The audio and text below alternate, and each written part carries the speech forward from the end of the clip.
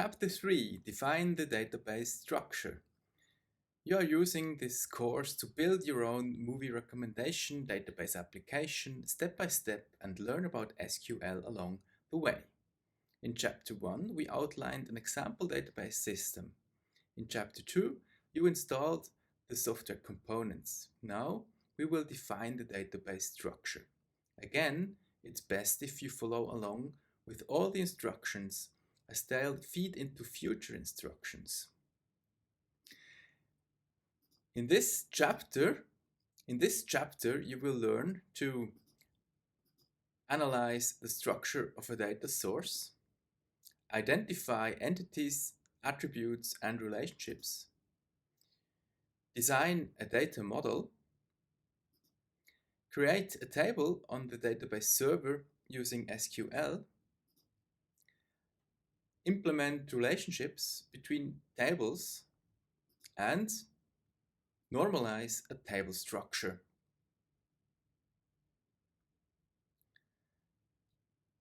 Whenever you are implementing a database application that builds on existing data, it is always worth looking at the data source first so we know how to plan our database. Based on the structure of the source data, we can design a database structure into which we will eventually load the data for later analysis.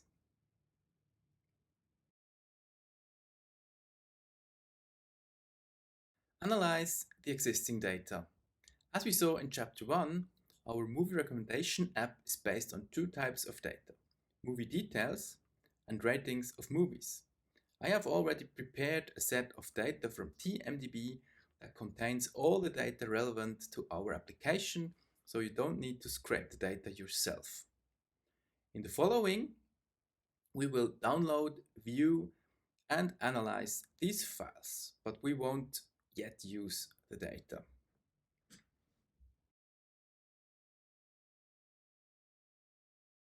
Download the files. First, download the zip archive movies and ratings zip from zenodo.org/record/7665868. The file is over 200 megabytes in size. And then extract the archives. There are two character-separated value CSV files. There's movie CSV and rating CSV. Now let's take a closer look. Open the file movies CSV in a text editor. A text editor is simply a program that you can use to view and edit code. If you have a favorite text editor, you can use that. If not, simply use Notepad or on Windows or TextEdit on Mac OS. You should see the contents of the file as shown here. The first line shows the column headers. The other line contains the data fields separated by tabs.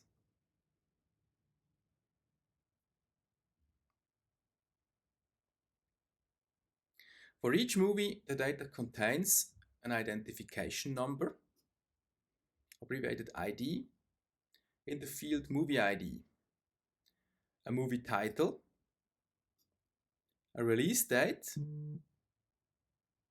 a budget, and a list of genre and a list of spoken languages. Each value has an associated data type. The movie ID and budget fields are integers. The title field is a text field. The genre and spoken languages fields are of type JSON. This is a popular format for structuring text. We will see how to handle JSON data later in this chapter and in Chapter 4. The second file, rating CSV, is relatively large, but at 850 megabytes you can still open it in a text editor. However, files that are larger than the working memory will cause the applications to crash. So this can already be the case with a file of just a few gigabytes. Therefore, as an exercise for larger datasets, we will preview the first few lines of rating CSV in a tool that also scales for data sets larger than the working memory can handle. We'll use PowerShell on Windows and C Shell on a Mac. So note that PowerShell is available for download for Mac and Linux operating systems if you want to try it out. So let's look at writing CSV in Windows PowerShell. Windows PowerShell is like a command line tool we used in Chapter 2, but with a few extra features. For one, it offers a range of scalable functions that allow large files to be read, but also processed and modified. Let's process and view some of our data.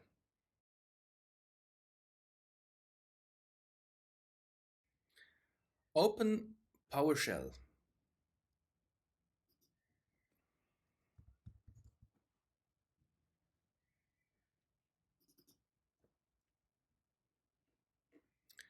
And enter the following commands.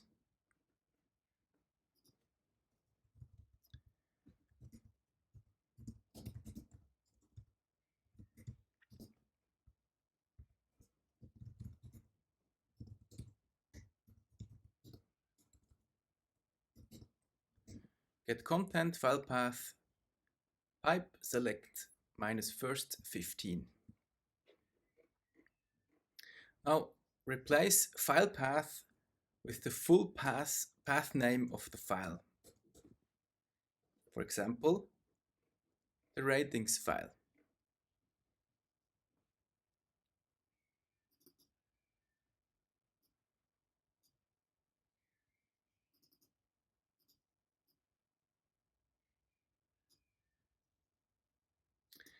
This command will display the content of the file we provide, but using select -first 15, we limit the display to just the first 15 lines of the file. Tip: PowerShell is case sensitive, so make sure you get the spelling correct. Now let's press the Enter key. Now PowerShell should display the first 15 lines of the rating CSV file. Now we see a user ID, a movie ID, a numeric rating on a scale of 1 to 5, and a timestamp per rating in this file. All fields are integers enclosed by double quotes and separated by comma. For example, the first table row says that TMDB user with identification number 58365 has rated movie with ID 31 with 3 out of 5 stars.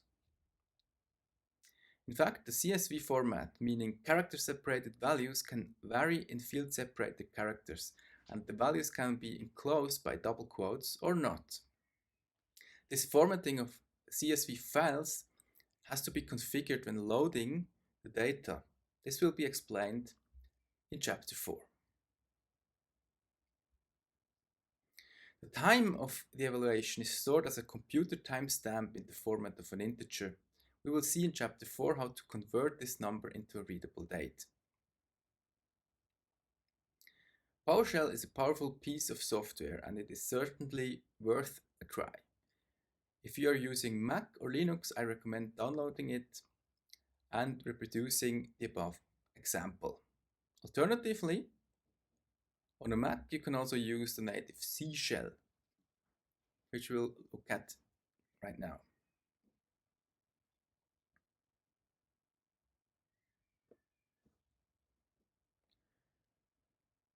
Mac and Linux offer their own powerful shells. On the Mac, by default, C shell runs when you open the terminal app.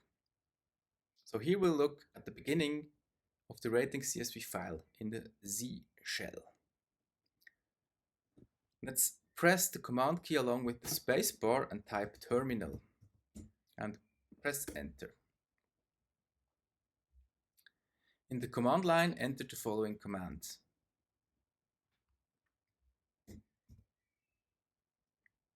Head -n15 file path. Now we have to replace file path with the full path name of the file.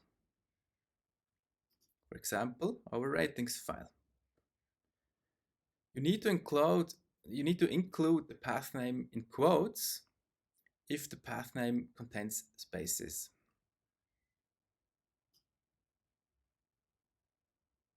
The head command simply displays the first n lines of a file. Again, you can drag and drop the full path with the mouse by dragging the icon of the file from the Finder into Z shell. Press the Enter key.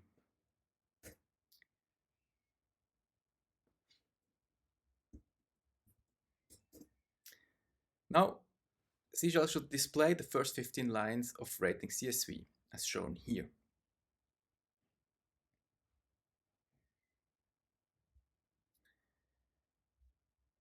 We have analyzed now the files we want to load into the database. We know how the data is structured and which fields it contains. Based on this, we can now design a data model.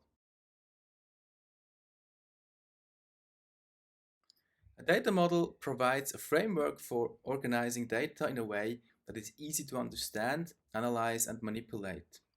It is a visual representation of the data structure and its relationships that allows users to visualize the data they need. Data models are also used to identify potential problems with the data structure early and to develop better solutions. In addition, data models can help with data analysis to better understand the database.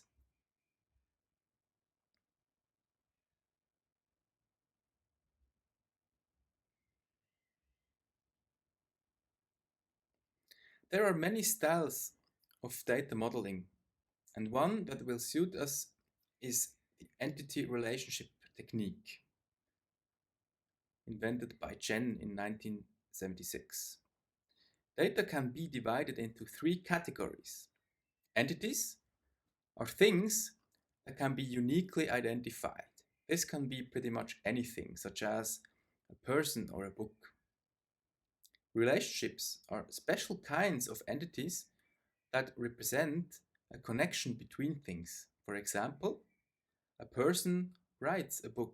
In this case, the writing is the relationship.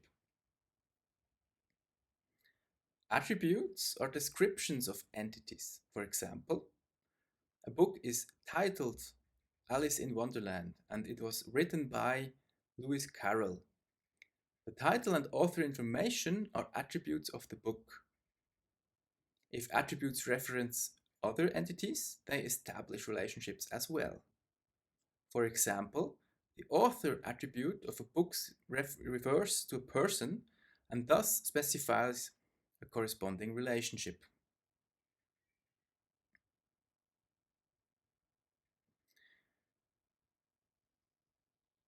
We'll look at the data model for our movie recommendation system now. We'll model the contents of movie CSV and rating CSV using these three categories, like so. Movies and ratings are entities. Each rating has a relationship to a movie. The movie ID number is what we'll use to establish a relation between multiple ratings and the specific movie they refer to. Movie ID number, title, release date, budget, genre, and spoken languages are attributes of movies.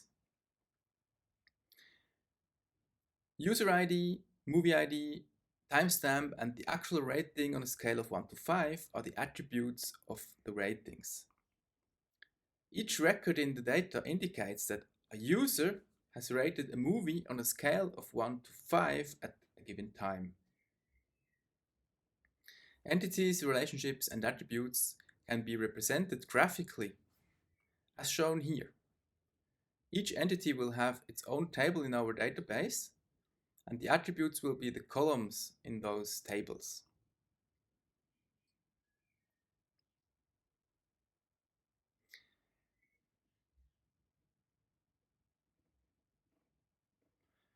There are different approaches to visualizing a data model. I lean toward understandability, and so I recommend using rectangles for entities, listing attributes in these rectangles, and using arrows for relationships as unique references. As Chen wrote in 1976 in his article, it is not always clear how to distinguish between entities, relationships, or properties. Sometimes even all three possibilities are correct. For example, marriage is something identifiable, that is, an entity. At the same time, it is also a relationship between persons. Moreover, it represents a property of a person. In cases of ambiguity, the person responsible for the database structure is free to decide.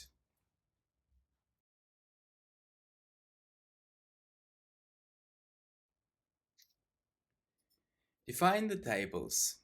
We can use the entity relationship method to design a database structure. We'll implement the entities and properties shown in the data model in tables that have one column per property.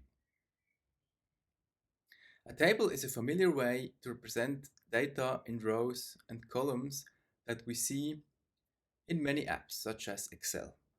SQL uses tables to structure data. To begin our project, we'll use SQL to create empty tables on the database server that have columns of compatible data. This is the data structure. In the next chapter, we'll fill these tables with the data itself. This is called the data loading. So what is an SQL statement? Structured query language, or abbreviated SQL, is a computer language for controlling database servers. SQL was originally invented in the 1970s as the language SQL at IBM Research. The language was introduced to the market in 1979 under the name SQL in the database software Oracle. Today, SQL is an international standard according to ISO. It is offered as a language interface in most database systems. An SQL statement describes the desired results that the client expects. The server executes the statement and returns a feedback whether the statement could be implemented successfully. Select statements also return data tables as results. That is, SQL is not a procedural language, but a descriptive language. In the following, we'll use SQL to describe the data structures we want to create in the database server. Let's create a table schema for movies CSV. To create the tables for our data, we open MySQL Workbench and establish a connection to the database server, as described in the previous chapter. Once we're connected, we follow these steps. First, we create a new database by executing the following SQL statement in the query window. Remember to include the semicolon. This will separate this query from any subsequent query you enter.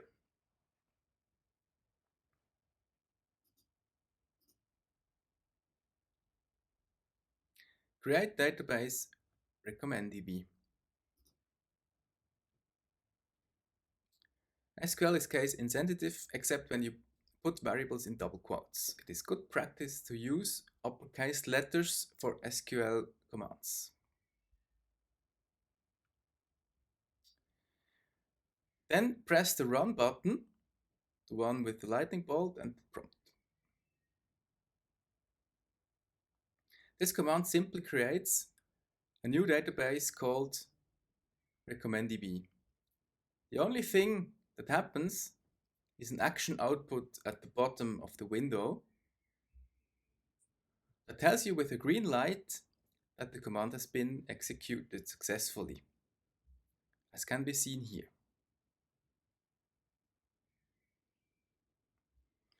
Let's see if the database now exists. In the navigator area on the left, click the schemas tab.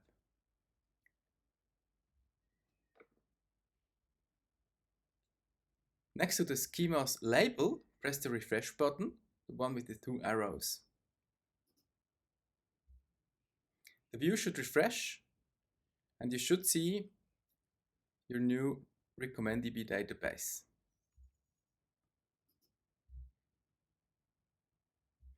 Now that we have created a new database, we can create an empty table to store the movie data in it. We need to be in the database to make tables for it, so switch to the database by executing this command in the query window. Use RecommendDB.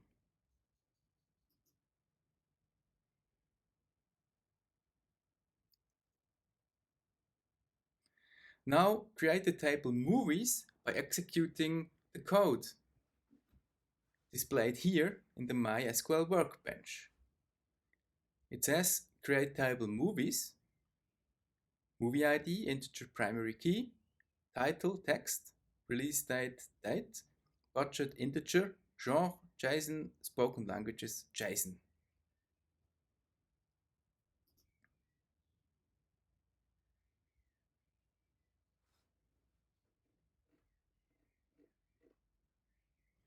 I'll explain the code used here in just a moment. First, press the execute button. In the output window, you can see we created the new table movies. Now press the refresh button again in the navigator. Open the tables folder by clicking on the triangle left to it. Now you can see the newly created table movies. Expand the movies folder and then the columns folder by clicking on the triangle to the left. You should see our column headers. Now you have created the movies table on the database server. Let's see how we did it using SQL statements.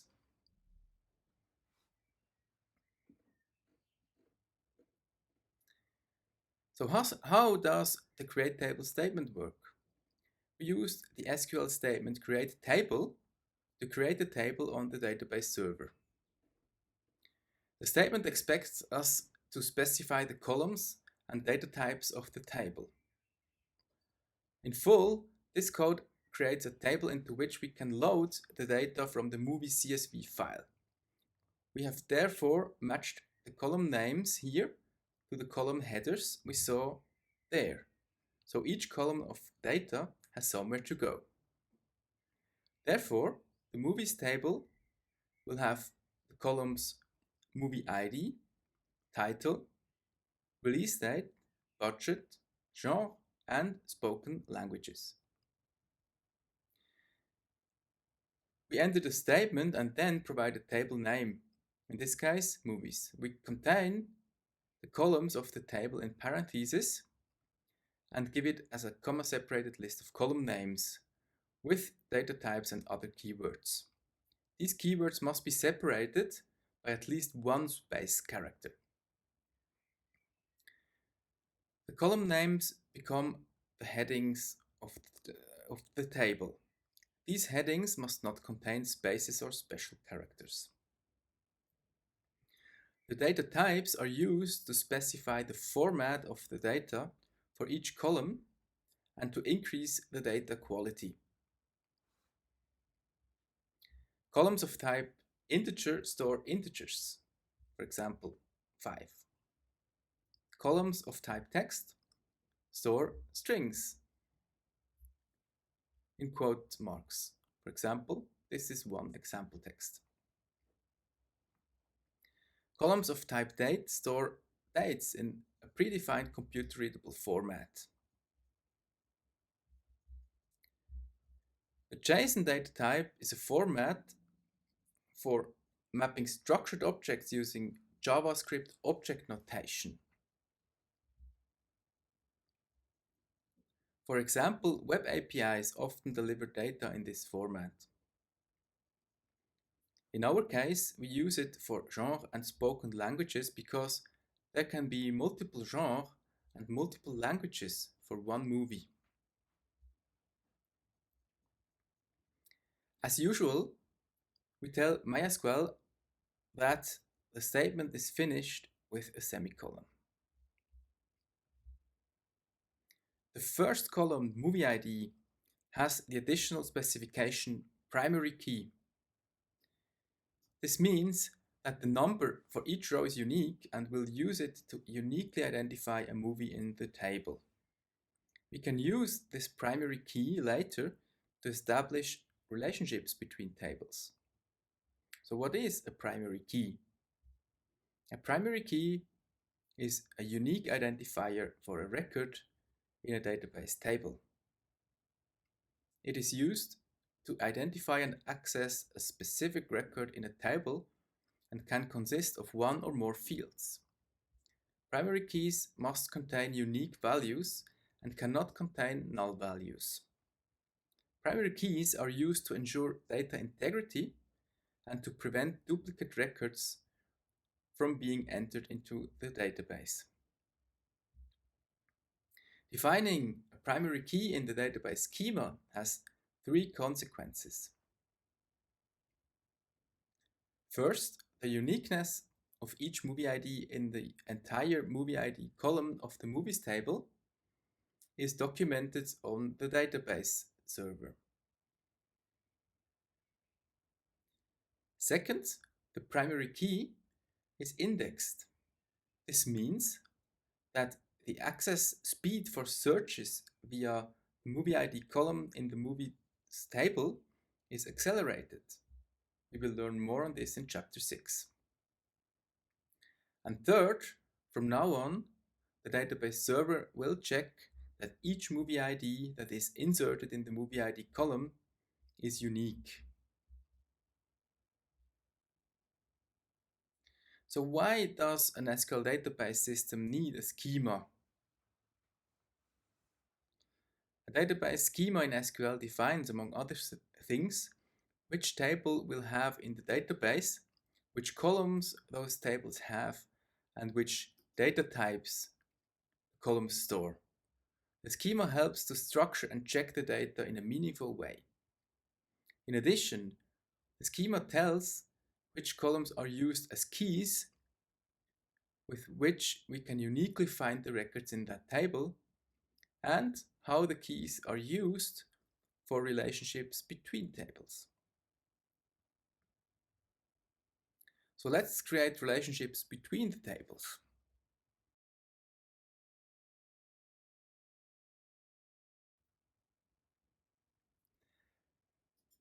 Let's create a table for ratings related to movies. To create a table for ratings on the database server, execute the SQL statement here. It says create table ratings, user ID integer, movie ID integer, rating integer, timestamp, date time, primary key, movie ID, user ID, constraint, movie ID FK, foreign key, movie ID references movies, movie ID.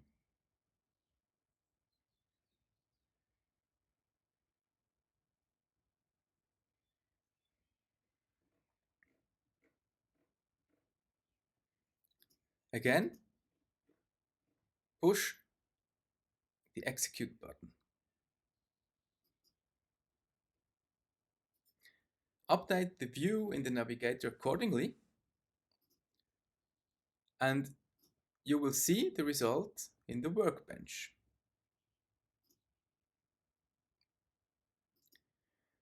The table corresponds to the structure of the rating CSV file. The table has 4 columns: user ID, movie ID, rating, and timestamp, as specified in the first 4 lines within the parentheses.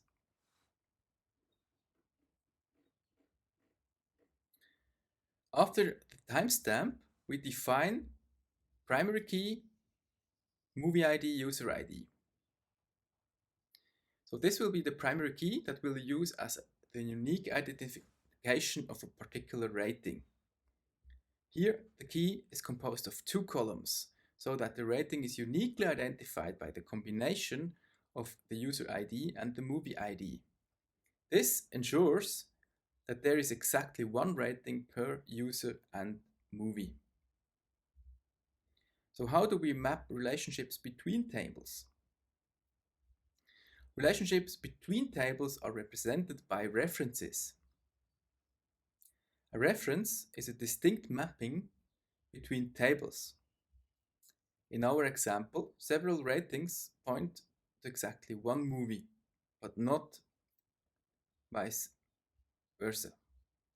Tangibly speaking, in our code, the fact that a specific movie ID is in the ratings table lets you find exactly 1 record with the same value in the movies table counts as a reference.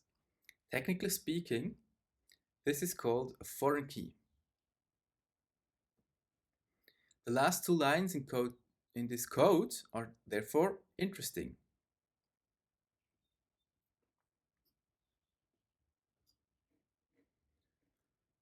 These lines define a relationship between the 2 tables, rating and movies.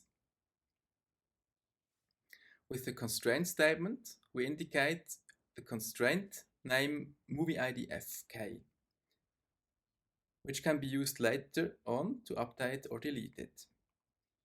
With the keyword foreign key, we define that the movie ID in the ratings table must reference a movie ID in the movies table. So what is a foreign key?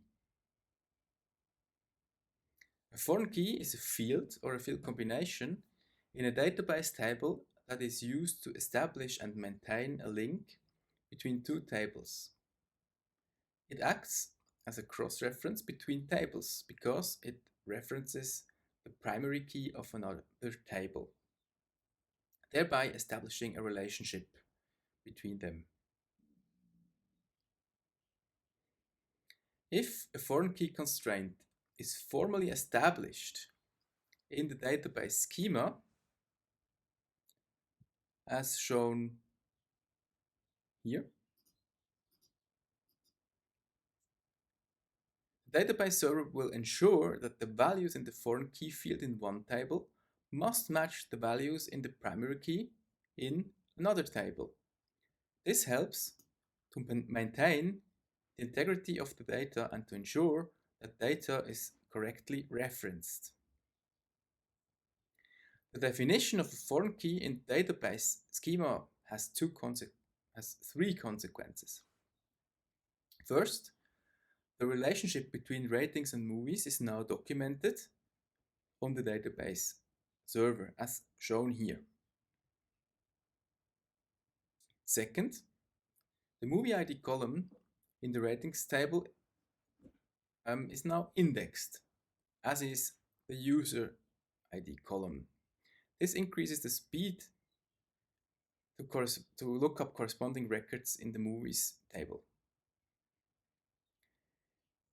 Third, since we want each movie ID from ratings to reference a movie ID from movies, the database server will now ensure correct referencing by checking the so-called referential integrity. Practically speaking, the database server will refuse to load data into the ratings table if it does not reference existing movie IDs in the movies table.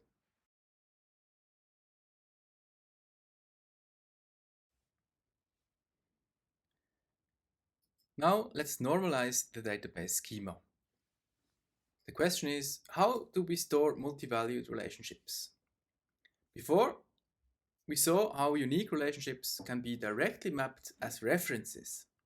This mapping is possible whenever the relationship is distinct on one side. For example, when each rating in our data refers to exactly one movie. In the case of genre, the relationship to films is ambiguous in both directions. One movie can belong to several genres, and one genre can be assigned to many movies.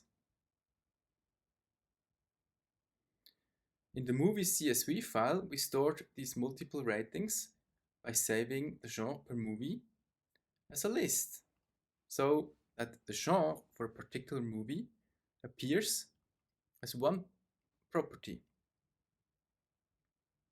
As we can see, each movie has a comma-separated list of genre entries that include the genre identification number, ID, and the name. This list is in the JSON format we mentioned earlier. This format has become widely used in web development for data exchange because it's efficient to navigate for computers, but also somewhat human readable. The JSON format can be used to store complex objects and ambiguous multi-valued relationships, such as our genre data. This kind of so-called non-normalized data storage with complex objects, such as with JSON, is widely used today and is known as the document model. This model has advantages in that all relevant information about the subjects is in one place, leading to faster queries. However, this document model, as represented here, can also have disadvantages. For example, regarding repetitive data values and data that changes frequently. The genre names in our movie data are redundantly repeated thousands of times in our data, which increases the data volume unnecessarily. Also, if our genre data were updated regularly and we wanted to rename or delete a genre, we would have to adjust all lists in which that genre occurs. So sometimes we're better off separating data out into tables that we link instead of having it all in one place. According to the theory of COD, a table is called normalized if all data values in the table cells are simple. Practically speaking, this means that we have exactly one data value per table cell, which makes data processing and querying a lot easier later in many cases. In our example, if we create a separate table for genre entities in which each genre occurs only once, we only need to reference the genre ID without repeating the genre name. Also, we can update the genre data in one place, and everything that uses that data will reference the changed data. Because normalization can make data lookups simpler, we will now look at how we can accomplish this. So how do we normalize multi-valued relationships? Fortunately, it's easy to normalize relationships that are unique on at least one side, as we have seen. We simply reference the table that is unique in the relationship using a foreign key. This is shown here, where the unique movie ID of a rating references its associated movie. However, how do we normalize a multi-valued relationship? That is, store multiple relationships in such a way that each table cell contains exactly one value. After all, as we have seen above, this could come in handy to reduce some redundancy in the data. For example, as we have seen, the genre names are repeated over and over when they could be simply referenced by ID. The trick is this. According to Chen, the inventor of the entity relationship model, whether an object is a relationship or an entity is in the eye of the beholder. Since in SQL we can only represent unambiguous references with foreign keys. In normalized tables, we have to model ambiguous multi-value relationships as entities. These are called relationship entities. This figure here shows a normalized data model for our movie recommendation database. It includes the new relationship entity movie has genre that points to exactly one movie and to exactly one rating using unique references. The movie has genre entity will only contain unique references. Multi-valued relationships between movies and genre have therefore been modeled as one entity with two distinct references. So we are basically saying that we are going to take the relevant data from the JSON-based genre list in the movie data and create a separate entity for each relationship between movies and ratings and genre, and another separate entity for each genre so that we can use it as a single unique reference. For example, movie number 1, Toy Story, belongs to genre 16, among other things. This pair 116 is a unique relationship entity of type movie has genre. Since each movie has a unique ID, there will be no other entity with pair 116, even if other movies point to genre 16. We can store this pair as one row in a two-column table where the columns are movie ID and genre ID. The two values 1 and 16 now form unique foreign keys that point to the movies and genre tables. The two values are two separate foreign keys. The first, movie ID 1, references the movies table, and the second, genre ID 16, references the genre table. We will now create a movie genre table in SQL as part of our recommender application. This will be used later, so make sure you reproduce each step of the way in your own database system. Now we'll implement the entity and relationships as SQL tables on our database server. Because foreign keys expect the reference table to exist, we have to start by creating the genre table so that we can reference it later. So execute this statement here in the MySQL workbench. This code creates a two-column table that stores genre, where genre ID is an integer and the primary key, and the genre name is in the text field name.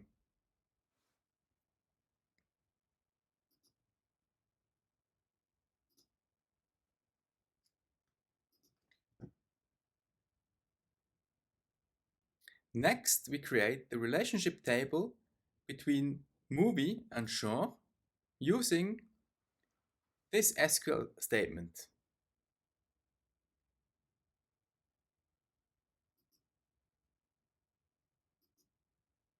If you did everything correctly, you should see the result in the MySQL workbench.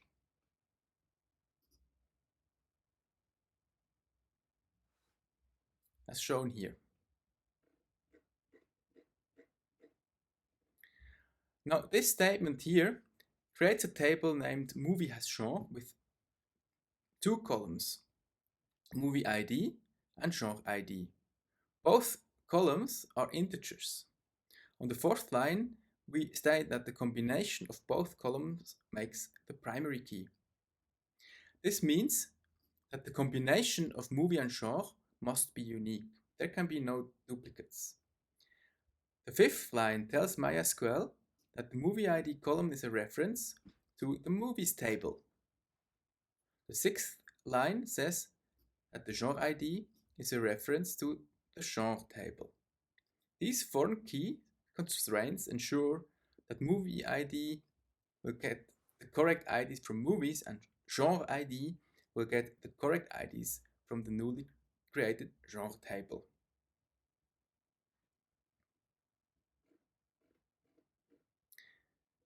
Now we have created a database structure. In the next chapter, we can load the data source files into this structure and transform the data into a convenient format.